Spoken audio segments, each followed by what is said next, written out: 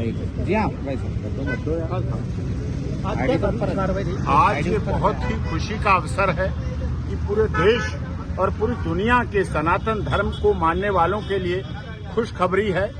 कि जो हमारी याचिका महाराणा प्रताप सेना के हमारे याचिकाकर्ता राष्ट्रीय अध्यक्ष राज्यवर्धन सिंह परमार के लिए हमने जो याचिका यहाँ माननीय जिला न्यायालय में लगाई थी, जिसमें साफ तौर पर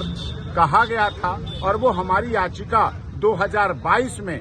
2.25 लाख लोगों के द्वारा हस्ताक्षरित देश के महामहिम राष्ट्रपति जी को यहाँ लगाई गई थी। वहां से रेफर होकर चीफ सेक्रेटरी राजस्थान गवर्नमेंट के द्वारा यहाँ तक आई है। उसमें हमारी मांग थी कि पुरातत्व सर्वेक्षण विभाग के द्वारा, राजस्थान सरकार के द्वारा हमारे ऐतिहासिक संरक्षण की जो बात है, जिसके लिए हमारे याचिकाकर्ता लगातार काम कर रहे हैं, उसमें अजमेर शरीफ की दरगाह के नीचे शिवलिंग है, पवित्र महादेव जी का प्राचीन मंदिर है। मुगल आए, आताताई आए, उन्होंने अपने आक्रमण के द्वारा जिस तरह से आपने अन्य जगह पर देखा, जिस तरह से आपने सोमनाथ देखा, अयोध्या देखा, मथुरा, वृंदावन, काशी, संभल, वाराणसी, ये सब कुछ देखा, उसी तरह से मुगलों ने यहाँ भी जो अजय मेरू जो राजधानी थी पृथ्वीराज चौहान की और उनके वंशज यहाँ लगातार पूजा पाठ करते रहते थे। और उसके बाद जो तोड़कर वहाँ पर उसके ऊपर दरगाह बनाई गई,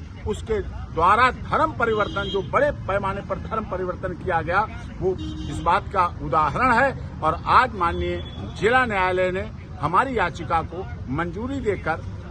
ये सिद्ध किया है कि अब जो हम बात कह रहे थे वो आगे भी सच्ची बात आएगी। राजस्थान के अजमेर अजय मेरू जनपद के रेवेन्यू रिकॉर्ड में भी है, हमारे शपथ पत्र भी हैं, इतिहास भी है और कई ऐसी चीजें हैं जिनके द्वारा यहाँ का जन जन, यहाँ का बच्चा बच्चा, हर धर्म का व्यक्ति कह रहा था कि इसके नीचे शिव जी का मंदिर है, शिवलिंग है। और बहुत जल्दी महाराणा प्रताप सेना के पदाधिकारी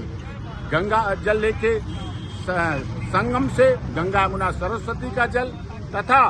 ब्रह्मा जी की नगरी पुष्कर जी का जल लेकर,